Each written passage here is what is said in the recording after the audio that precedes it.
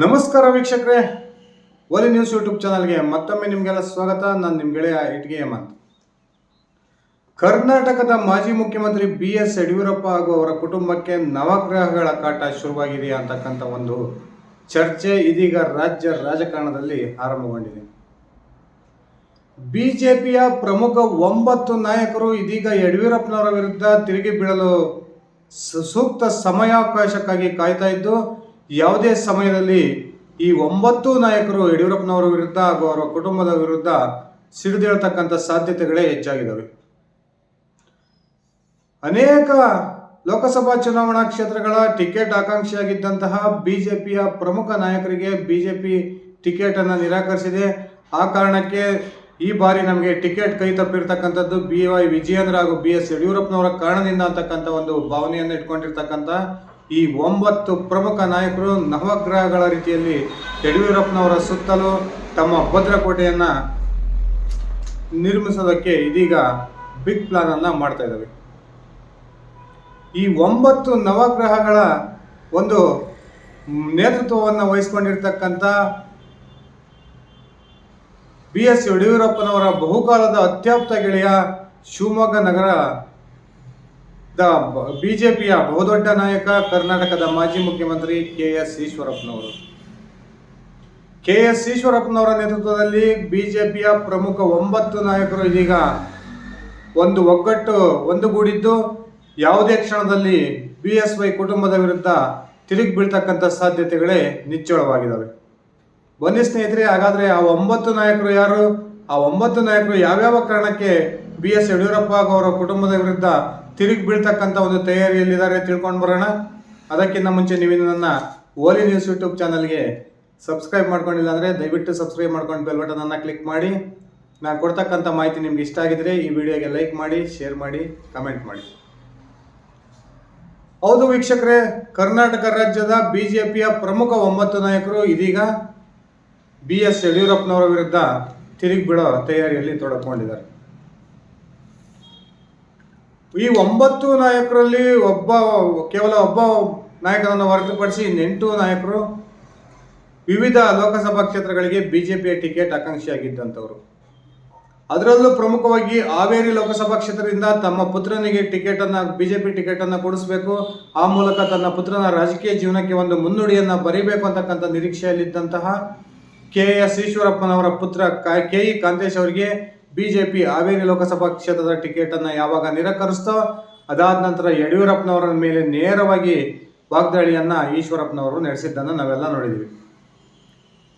ಈಶ್ವರಪ್ಪನವರ ಈ ರೀತಿಯ ವಾಗ್ದಾಳಿಯ ನಂತರ ಈಶ್ವರಪ್ಪನವರ ಮನೆಗೆ ಭೇಟಿ ಕೊಟ್ಟಿದ್ದಂತಹ ಕರ್ನಾಟಕದ ಮಾಜಿ ಮುಖ್ಯಮಂತ್ರಿ ಬೆಂಗಳೂರು ಉತ್ತರ ಲೋಕಸಭಾ ಕ್ಷೇತ್ರದಿಂದ ಟಿಕೆಟ್ ಅನ್ನ ನಿರಾಕರಿಸಿರ್ತಕ್ಕಂಥ DV ಸದಾನಂದ ಗೌಡ ಹಾಗೂ ಚಿಕ್ಕಮಗಳೂರು ಉಡುಪಿ ಲೋಕಸಭಾ ಕ್ಷೇತ್ರದಿಂದ ಬಿಜೆಪಿ ಟಿಕೆಟ್ ಅನ್ನು ನಿರಾಕರಿಸಿದೆ CT ರವಿ ಅವರು. ಇವರಿಬ್ಬರು ಕೂಡ ಈಶ್ವರಪ್ಪನವರ ಮನೆಗೆ ಭೇಟಿ ಕೊಟ್ಟು ಅದಾದ ನಂತರ ಹೊರಗೆ ಬಂದು ಈಶ್ವರಪ್ಪನವರು ನಾಳೆ ತಮ್ಮ ಬೆಂಬಲಿಗರ ಸಭೆಯನ್ನು ಕರೆದಿದ್ದಾರೆ. ಅವರು ಯಾವ ರೀತಿಯ ನಿರ್ಧಾರವನ್ನು ತೆಗೆದುಕೊಳ್ತಾರೆ ಅಂತಕ್ಕಂಥದ್ದು ನಾವು ಈಗಲೇ ಏನು ಹೇಳೋದಿಲ್ಲ ಅಂತಕ್ಕಂಥ ಮಾತನ್ನ ಹೇಳಿದ್ದನ್ನು ನಾವೆಲ್ಲ ನೋಡಿದ್ದೀವಿ.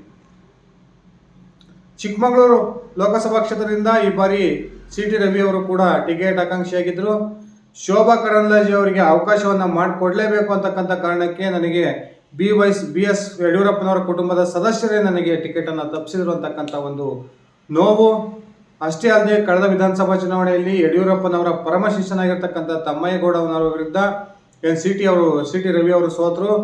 ಈ ಒಂದು ಸೋಲಿಗೂ ಕೂಡ ಯಡಿಯೂರಪ್ಪನವರೇ ಕಾರಣ ಅಂತಕ್ಕಂಥದ್ದು CT ರವಿ ಅವರ ಆಪಾದನೆ. ಅದೇ ರೀತಿ ಯಡಿಯೂರಪ್ಪನವರ ಮಾನಸ ಪುತ್ರ ಎಂದೇ ಖ್ಯಾತಿಯನ್ನು ಗಳಿಸಿರ್ತಕ್ಕಂಥ ಹೊನ್ನಾಳಿಯ ಮಾಜಿ ಶಾಸಕ, ಕರ್ನಾಟಕ ಸರ್ಕಾರದ ಮಾಜಿ ಸಚಿವ ರೇಣುಕಾಚಾರ್ಯ ಅವರು ಕೂಡ ಇದೀಗ ಯಡಿಯೂರಪ್ಪನವರ ವಿರುದ್ಧ ಹಾಗೂ BY ವಿಜಯೇಂದ್ರ ಅವರ ವಿರುದ್ಧ ತಿರುಗಿ ಬಿದ್ದಿದ್ದಾರೆ ಅಂತಕ್ಕಂಥ ಮಾಹಿತಿಗಳು ಬರ್ತಾ ಇದ್ದಾವೆ. ದಾವಣಗೆರೆ ಲೋಕಸಭಾ ಕ್ಷೇತ್ರಕ್ಕೆ ಈ ಬಾರಿ ಹಾಲಿ ಸಂಸದ GM ಸಿದ್ದೇಶ್ವರ್ ಅವರಿಗೆ ಟಿಕೆಟ್ ಅನ್ನ ಕೊಡಬಾರದು, ಸ್ಥಳೀಯರಿಗೆ ಟಿಕೆಟ್ ಅನ್ನ ಕೊಡಬೇಕು ಅಂತಕ್ಕಂಥ ಒಂದು ಆಗ್ರಹವನ್ನ ತಮ್ಮ ತಂಡದೊಂದಿಗೆ ಬಿಜೆಪಿಯ ರಾಜ್ಯ ಹಾಗೂ ರಾಷ್ಟ್ರೀಯ ಹೈಕಮಾಂಡ್ ನಾಯಕರಿಗೆ ರೇಣುಕಾಚಾರ್ಯ ಮತ್ತು ಅವರ ತಂಡ ಆಗ್ರಹವನ್ನ ಮಾಡಿತ್ತು.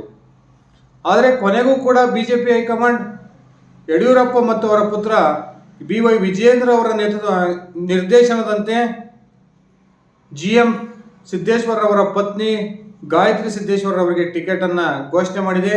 ಈ ಕಾರಣಕ್ಕೆ MP ರೇಣುಕಾಚಾರ್ಯ ಅವರು ಕೂಡ ತಮ್ಮ ತಂಡದೊಂದಿಗೆ BS ಯಡಿಯೂರಪ್ಪನವರ ಕುಟುಂಬದ ವಿರುದ್ಧ ತಿರುಗಿ ಬಿದ್ದಿದ್ದಾರೆ ಅಂತಕ್ಕಂಥ ಮಾಹಿತಿಗಳು ಇದ್ದಾವೆ. ಹಾಗೇನೆ ಹಾವೇರಿ ಲೋಕಸಭಾ ಕ್ಷೇತ್ರಕ್ಕೆ ಟಿಕೆಟ್ ಆಕಾಂಕ್ಷಿಯಾಗಿದ್ದಂತಹ ಮತ್ತೊಬ್ಬ ಪ್ರಬಲ ಲಿಂಗಾಯತ ನಾಯಕ BC ಪಾಟೀಲ್ ಅವರು ಕೂಡ ಇದೀಗ ಯಡಿಯೂರಪ್ಪನವರ ವಿರುದ್ಧ ಗರಂ ಆಗಿದ್ದಾರೆ.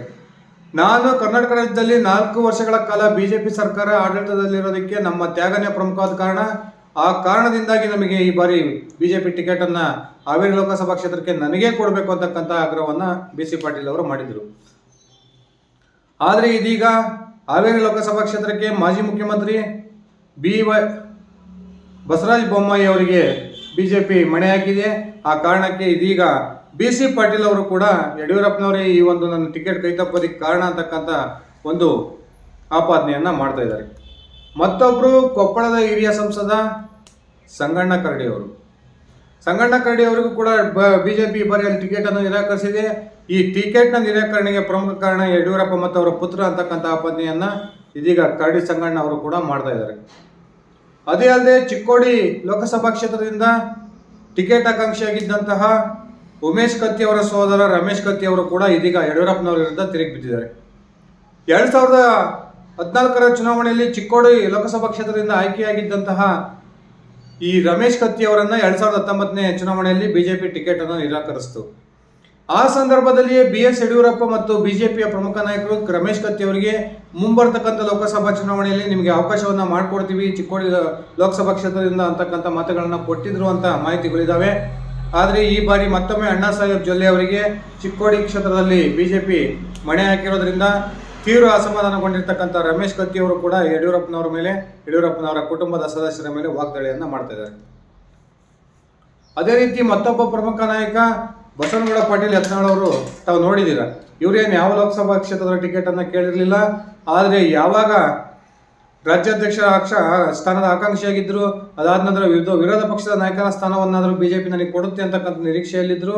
ಈ 2 ಸ್ಥಾನಗಳು ಯಾವಾಗ ಯತ್ನಾಳ್ ಅವರ ಕೈ ತಪ್ಪಿದ್ವೋ ಅವತ್ತಿನ ದಿನದಿಂದನೂ ಕೂಡ ಯತ್ನಾಳ್ ಅವರು BSY ಕುಟುಂಬದ ವಿರುದ್ಧ ವಾಗ್ದಾಳಿಯನ್ನ ಮಾಡ್ತಾನೆ ಬರ್ತಿದ್ದಾರೆ. BSY ಕುಟುಂಬದ ಸದಸ್ಯರ ಆಡಳಿತ ಇನ್ನೆಷ್ಟು ಇರುತ್ತೆ, ಇನ್ನು ಕೆಲವೇ ದಿನಗಳಲ್ಲಿ ಲೋಕಸಭಾ ಚುನಾವಣೆಯ ನಂತರ ವಿಜಯೇಂದ್ರ ಅವರು ರಾಜ್ಯಾಧ್ಯಕ್ಷ ಸ್ಥಾನದಿಂದ ಕೆಳಗಿಳಿತಾರೆ ಅಂತಕ್ಕಂಥ ಮಾತನ್ನ ಈಗಾಗಲೇ ಬಸವನಗೌಡ ಪಾಟೀಲ್ ಯತ್ನಾಳ್ ಅವರು ಹೇಳಿರ್ತಕ್ಕಂಥದ್ದನ್ನ ನಾವೆಲ್ಲ ನೋಡಿದ್ದೇವೆ.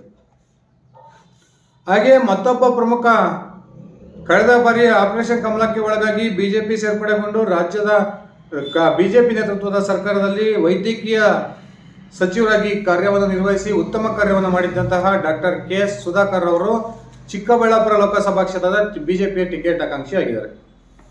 ಒಂದು ವೇಳೆ BJP ಸುಧಾಕರ್ ಅವರಿಗೆ ಆ ಒಂದು ಚಿಕ್ಕಬಳ್ಳಾಪುರ ಲೋಕಸಭಾ ಕ್ಷೇತ್ರದಿಂದ ಟಿಕೆಟ್ ಅನ್ನು ನಿರಾಕರಿಸಿದ್ದಾದರೆ ಇವರು ಕೂಡ ಯಡಿಯೂರಪ್ಪನವರ ವಿರುದ್ಧ ತಿರುಗಿ ಬೀಳೋದರಲ್ಲಿ ಯಾವುದೇ ಅನುಮಾನ ಇಲ್ಲ.